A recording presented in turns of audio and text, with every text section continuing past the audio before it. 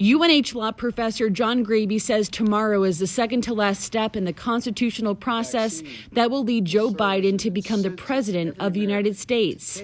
It is the day on which the results of the Electoral College votes are delivered to Congress and opened and formally counted. So it's really the process by which Congress recognizes the president-elect as the president-elect. Graby says the number of electoral votes held by each state is the combination of their 2 senators plus the number of representatives they have in Congress. We know what the count is. We know that Joe Biden will receive 306 of those votes. Now, what many people are anxious about tomorrow is the fact that more than 100 members of the House of Representatives and now, I think 12 or 13 senators have said that they are going to formally object to the counting of the Electoral College votes from certain states. If a member of Congress and a senator both file written objections, the Senate and House of Representatives will debate for 2 hours whether to accept their objection or not. We do expect that there will be objections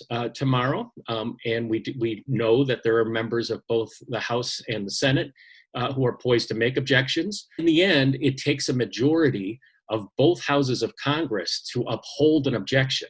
And that's simply not going to happen. The House of Representatives is, of course, controlled by the Democrats. They are not going to uphold any objection to electoral votes cast for Joe Biden. Kristen Carosa, WMUR News 9.